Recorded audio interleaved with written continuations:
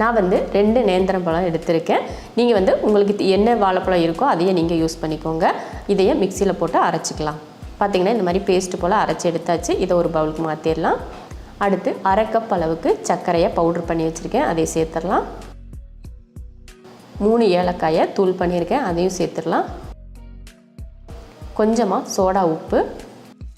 Soda உப்பு எந்த அளவுக்கு சேர்த்தமோ அதே அளவுக்கு கொஞ்சம் உப்பு வந்து அளவுக்கு அதிகமாக வேணாம், கம்மியாக சேர்த்துக்கிட்டால் போதும்.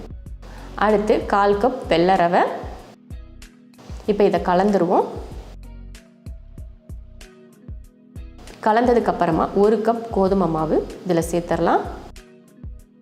கோதுமை மாவும் சேர்த்துட்டு எல்லாத்தையும் கட்டி இல்லாமல் கலந்து எடுத்துக்கோங்க. ரொம்ப கெட்டியாக இருக்குது அப்படின்னு நினச்சிங்கன்னா கொஞ்சமாக தண்ணி சேர்த்துட்டு அதையும் சேர்த்து கலந்துடலாம்.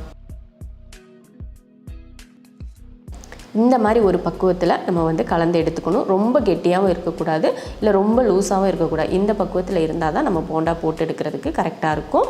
இப்போ இதை ஒரு 10 நிமிஷத்துக்கு ஊற வச்சிடலாம். இப்போ 10 நிமிஷமாக ஊற வச்சு எடுத்தாச்சு. ரவை பார்த்திங்கன்னா நல்லா ஊறி வந்திருக்கு. இந்த டைமில் நம்ம கையில் ஒரு கைப்பிடி அளவுக்கு தேங்காயை சின்னதாக வெட்டியிருக்கேன், அதையை சேர்த்துட்டு கலந்து விட்டுறலாம். அவ்வளோதான், இப்போ மாவு ரெடியாக இருக்குது. எண்ணெயும் காஞ்சிட்ருக்கு. இப்போ நம்ம போண்டா போட்டு எடுத்துக்கலாம். நம்ம கையில் தண்ணியை தொட்டுட்டு ஒரு உருண்டையாக எடுத்தோம்னா நல்லா உருண்டை போல் வரும். அதையே எண்ணெயில் போட்டு பொரிச்சிக்கலாம். உங்களுக்கு தேவைப்பட்ட சைஸில் போட்டுக்கோங்க. குட்டியாக போடலாம், பெருசாக போடலாம், அது உங்கள் விருப்பத்தை பொறுத்து போட்டுட்டு அடுப்பை ரொம்ப சிம்மில் வச்சு பொரிச்சிடுங்க. ஏன்னா இது கோதுமை மாவு இந்த மாதிரியெல்லாம் நிறைய போட்டிருக்கோம் இல்லையா, கொஞ்சம் கெட்டியாக இருக்கும். அதனால் கொஞ்சம் அடுப்பை சிம்மில் வச்சு பொரிச்செடுத்தால் தான் நல்லா வெந்து வரும். அதனால் அடுப்பை சிம்மில் வச்சுட்டு பொறுமையாக பொரிச்சிடுங்க. நல்லா அடுப்பை சிம்மில் வச்சு பொறுமையாக பொரித்து நல்லா பொன்னிறமாக ஆயிடுச்சு. இப்போ எடுத்துடலாம். அருமையான இனிப்பு போண்டா ரெடி ஆயிடுச்சு.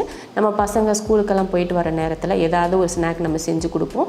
இந்த மாதிரி இனிப்பில் நீங்கள் ஸ்நாக் ஒன்று செஞ்சு கொடுத்தீங்கன்னா ரொம்ப விரும்பி சாப்பிடுவாங்க. அடிக்கடி இதே போல் செஞ்சு சாப்பிட சொல்லி அவங்களும் ஆசைப்படுவாங்க. ஏன்னா இதில் நம்ம தேங்காயெல்லாம் சேர்த்துருக்கோம் பார்த்திங்களா. ஒவ்வொரு போண்டாவும் நம்ம கடித்து சாப்பிட்றப்போ அந்த தேங்காயை அது கூட சேர்ந்து கடி போடுறப்போ டேஸ்ட் ரொம்ப அருமையாக இருக்கும். மறக்காமல் இதே போல் நீங்களும் வீட்டில் பசங்களுக்கு போண்டா செஞ்சு கொடுத்துட்டு எப்படி இருக்குன்னு சொல்லிட்டு கமெண்ட்டில் சொல்லுங்கள்.